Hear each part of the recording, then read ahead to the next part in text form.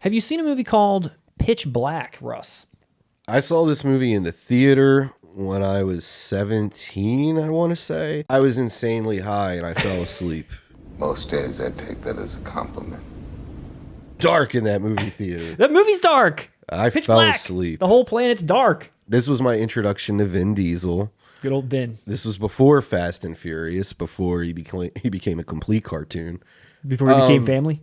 I don't have friends. I got family. This movie is a B movie, basically.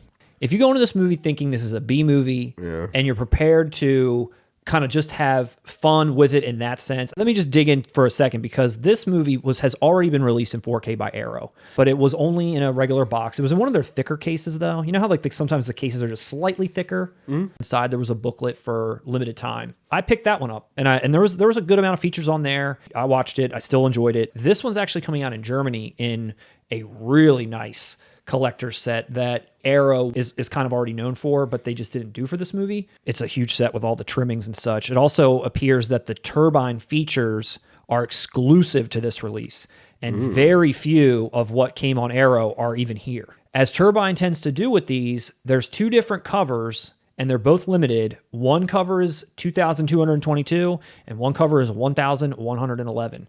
The cover B is already sold out, and in my opinion is maybe the better cover. Let's just talk about this movie for a second before we talk about anything else. Before we talk about features or anything else. From the writer of Critters 2, Warlock, The Fugitive, Waterworld, G.I. Jane.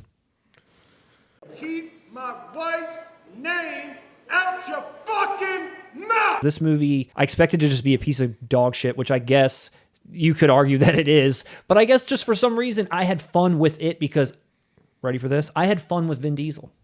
I had fun with him. I liked him. I thought his character was cool. I liked that this movie was based around a villain, and he's a villain through the whole movie, and he's out for himself clearly, and at the end he's out for himself, which I think is also interesting. I don't know how often you see mainstream movies these days casting the lead guy as the villain the entire movie, and he doesn't have some turnaround. You're blown away. You've been doing this for a while. You've been doing this for a while. You've been doing it for a while. And you haven't seen anything like it. He had only been in Saving Private Ryan for 2 seconds and Boiler Room, which I never saw. And this was it after that. Like I said, I mean, this movie made him a star. Isn't that crazy? Like, this is the movie that put him on the map, which is why I'm saying I had fun with him. Most people did. And then he went on to be family. Family just got bigger. This movie made him a star. This movie was a hit. This movie catapulted him. Catapulted. Okay. Catapulted. I think this movie set him up to be a star. Fast and Furious made him a star. Agreed. Would you be prepared to give it another chance? No, not from what I remember. You don't turn your back on family. Cole Hauser also in it. My life's a steaming pile of meaningless shit anyhow. Cole Hauser's and he's legit. He's legit.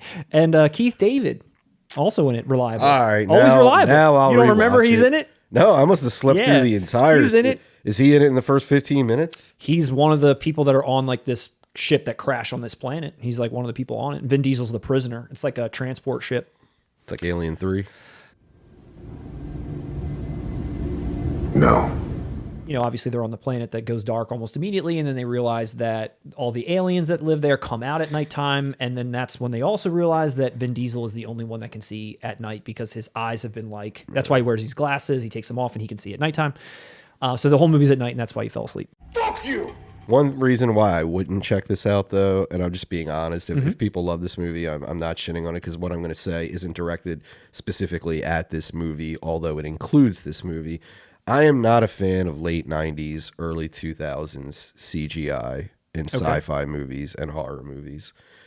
I don't blame them. That's where the technology was. Now that you said that, I know exactly what you mean. In a lot of movies like that came out of this time. It's this era. It's the era. Yeah. When I rewatched this movie at home on 4K with the era release that I got, I'm going into the mindset like this movie came out in 2000. It's obviously not going to look the best, but I wasn't taken out of it. But again, I like this movie.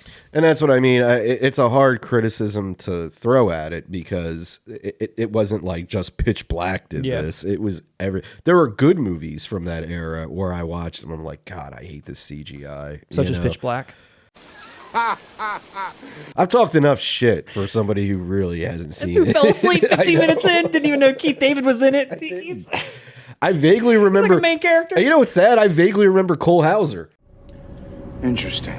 I haven't seen anything past this, but it's crazy to me that this movie spawned like so much stuff. Well, movies, animated things, video games. Do you know why everywhere. though? Do you know why all that happened? Tell me. Do you think the studio wanted that shit? That was Vin Diesel holding them rants. Do you think so? Yes. He was like, keep making this character. He was holding them hostage. Yes. He was like, I will not do more Fast and Furious unless you let me keep doing this Riddick shit. My passion project. Vin Diesel was a big Dungeons and Dragons geek. Playing D&D was a training ground for our imaginations and an opportunity to explore our own identities.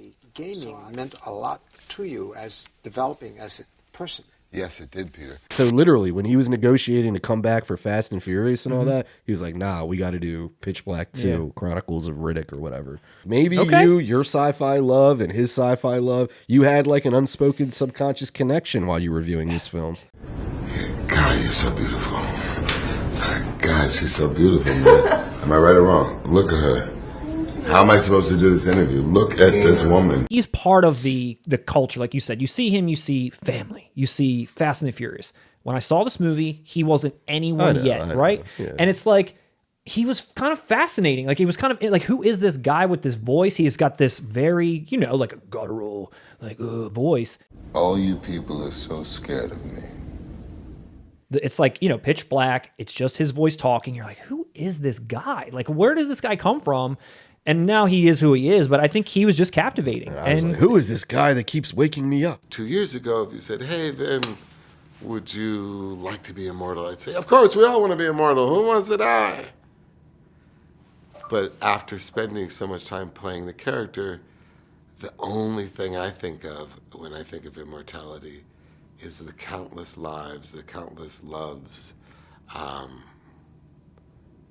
the never-ending mourning of all the loved ones you lost. So let's talk about the features for a second. Aside from the separate art you can choose from, and you're going to obviously have to go to eBay maybe for this one if you want it, they're coming with a ton of stuff.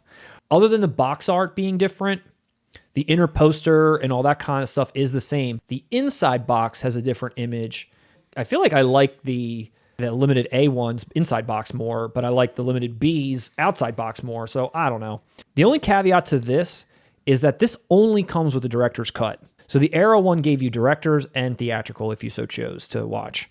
It's got Dolby Vision. It's got Atmos sound, which Arrow did not have, by the way.